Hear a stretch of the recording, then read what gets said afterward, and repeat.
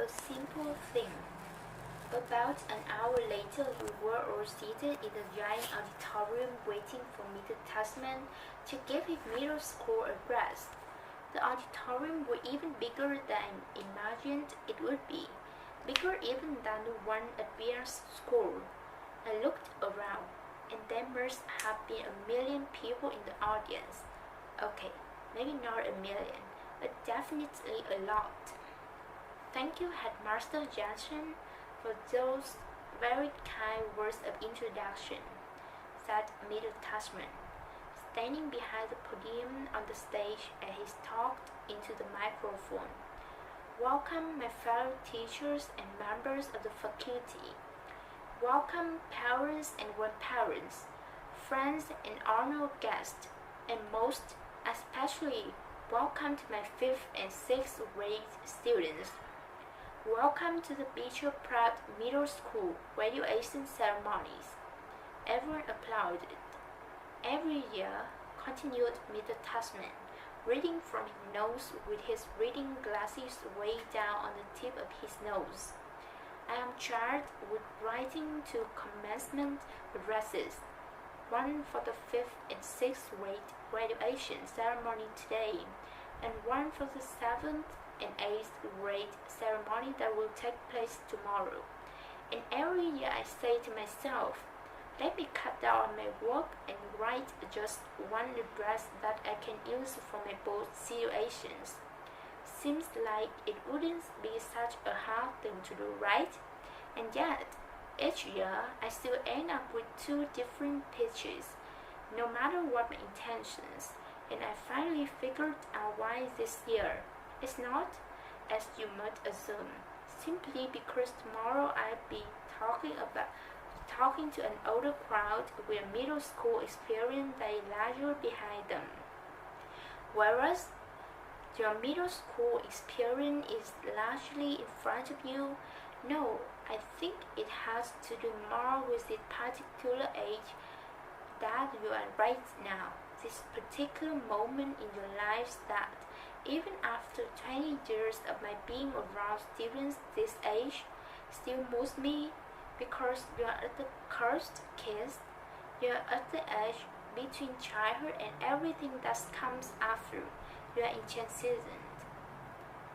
We are all gathered here together, Mr. Tasman continued, taking off his glasses and using them to point at all of us in the audience, all your families, friends, and teachers, to celebrate not only the achievements of this past year, Beecher Middle Schoolers, but your endless possibilities.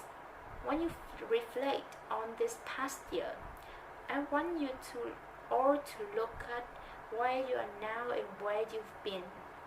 You've all gotten a little taller, a little stronger, a little smarter, I hope. Yes, some people in the audience chuckled. But the best way to measure how you've grown isn't by inches or the number of laps you can now run around the track, or even your weight per average. Though those things are important, to be sure. It's what you've done with your time, how you've chosen to spend your days, and whom you have touched this year. That, to me, is the greatest measure of success. There's a wonderful line in a book by G. M. Barrier. And no, it's not Peter Pan. I'm not going to ask you to clap if you believe in fairies. Here everyone laughed again. But in another book by J. M. Barrie called The Little White Bird, he writes, he started flipping through a small book on the podium until he found the page he was looking for, and then he put on his reading glasses. Shall we make a new rule of life? Always try to be a little kinder than is necessary. Here Mr. Tasman looked up at the audience. Kinder than is necessary, he repeated. What a marvelous line, isn't it? Kinder than is necessary, because it's not enough to be kind. One should be kinder than needed. Why I love that line, that concept, is that it reminds me that we carry with us as human beings not just the capacity to be kind, but the very choice of kindness. And what does that mean? How is that measured? You can't use a yardstick. It's like I was saying just before, it's not like measuring how much you've grown in a year. It's not exactly quantifiable, is it? How do we know we've been kind? What is being kind anyway? He put on his reading glasses again and started flipping through another small book. There's another passage in a different book I'd like to share with you, he said. If you'll bear with me while I find it, here we go. In Under the Eye of the Clock by Christopher Nolan, the main character is a young man who is facing some extraordinary challenges. There's this one part where someone helps him, a kid in his class. On the surface, it's a small gesture, but to this young man whose name is Joseph, it's, well, if you'll permit me. He cleared his throat and read from the book. It was at moments such as these that Joseph recognized the face of God in human form. It glimmered in their kindness to him, it glowed in their keenness, it hinted in their caring, and it caressed in their gaze. He paused and took off his reading glasses again. It glimmered in their kindness to him, he repeated, smiling. Such a simple thing, kindness. Such a simple thing. A nice word of encouragement given when needed, an act of friendship, a passing smile. He closed the book, put it down, and leaned forward on the podium. Children, what I want to impact to you today is an understanding of the value of that simple thing called kindness. And that's all I want to leave you with today. I know I'm kind of infamous for my verbosity. Here everyone laughed again. I guess he knew he was known for his long speeches. But what I want you, my students, to take away from your middle school experience, he continued, is the sure knowledge that in the future you make for yourselves, anything is possible. If every single person in this room made it a rule that wherever you are, whenever you can, you will try to act a little kinder than is necessary, the world really would be a better place. And if you do this, if you act just a little kinder than is necessary, someone else, somewhere, someday may recognize it in you, in every single of you, the face of God. He paused and shrugged. Oh, whatever politically correct spiritual representation of universal goodness you happen to believe in, he added quickly, smiling, which got a lot of laughs and loads of applause, especially from the back of the auditorium where the parents were sitting. I like Mr. Tussman's speech, but I have to admit, I kind of zoned out a little during some of other speech. I turned it again at Mr. NBC Ruby started reading off the names of the kids who would make the high honor roll because we were supposed to stand up and when our name was called. So I waited and listened for my name as he went down the list, alphabetically, Red Kingley, Maya Mycotis, August Pullman. I stood up, and then when she finished reading all the names, she asked us to face the audience and take a bow, and everyone applauded. I had no idea where in that huge crowd my parents might be sitting. All I could see was a flash of light from people taking photos and parents waving at their kids. I pictured Mom waving at me from somewhere, even though I couldn't see her. Then Mr. Tussman came back to the podium to present the medals for academic excellence, and Jack was right.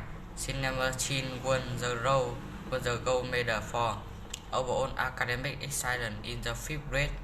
Carol won the silver. Carote also won the gold medal for music.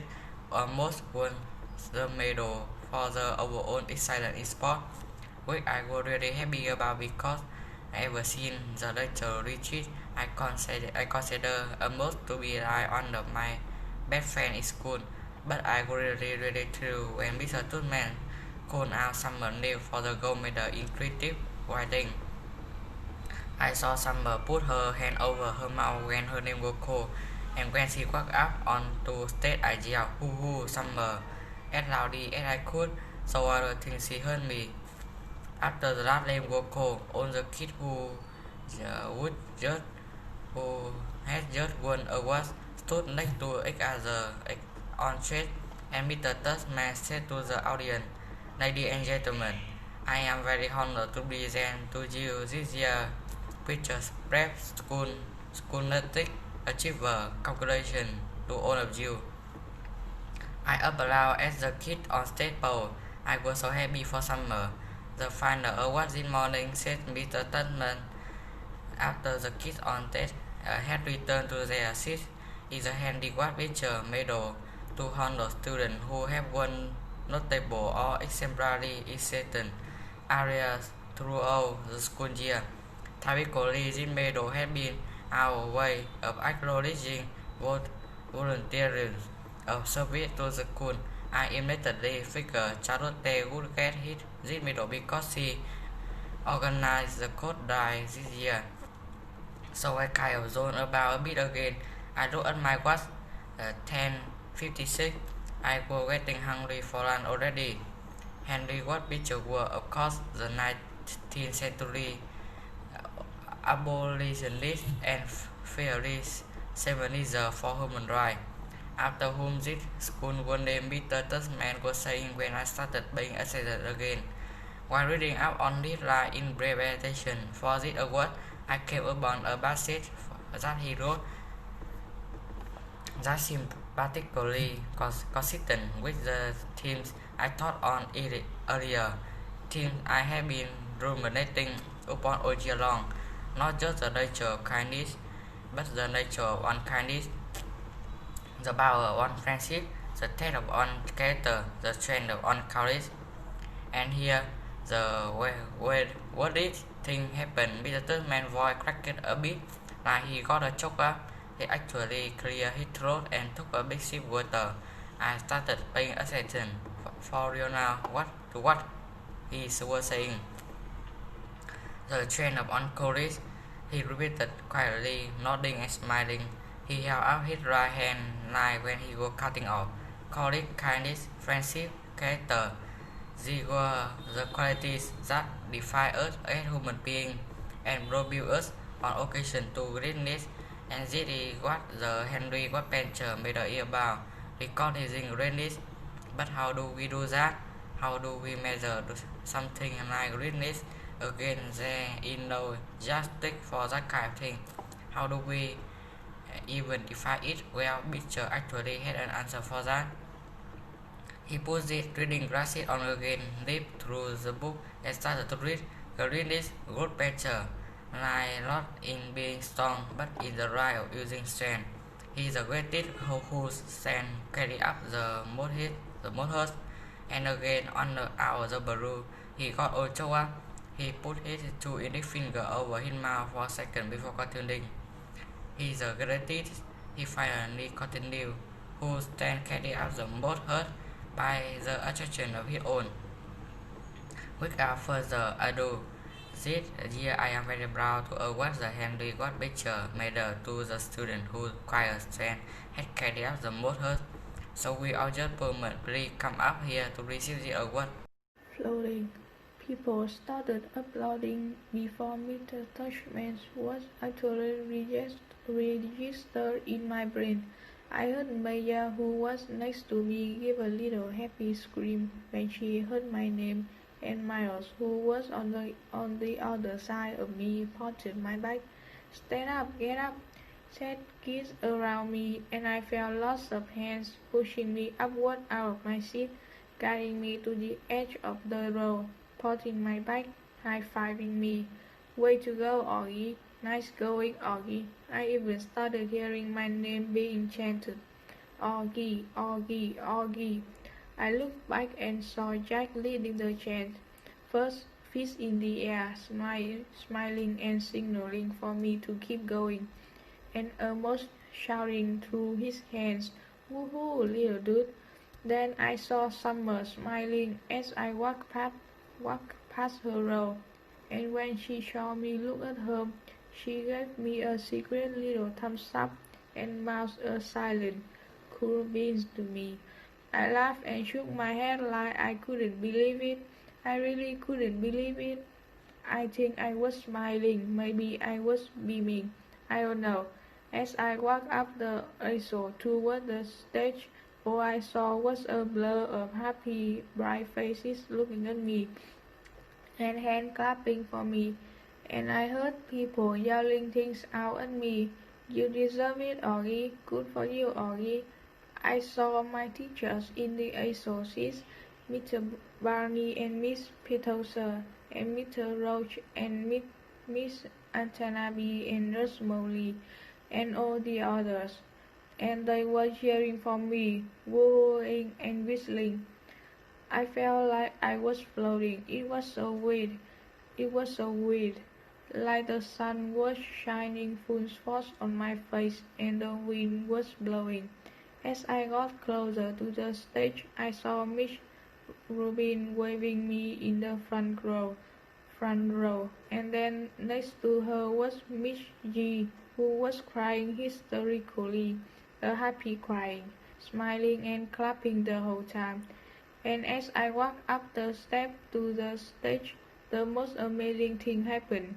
Everyone started standing up, not just the front rows, but the whole audience suddenly got up on their feet, whooping, hollering, clapping like crazy.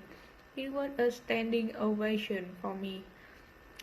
I walked across the stage to meet the Dutchman, who shook my hand with both his hands and whispered in my ear, "Well done, Augie." Then he placed the gold medal over my head just like they do in the Olympics and had me turn to face the audience. It felt like I was watching myself in a movie, almost like I was someone else.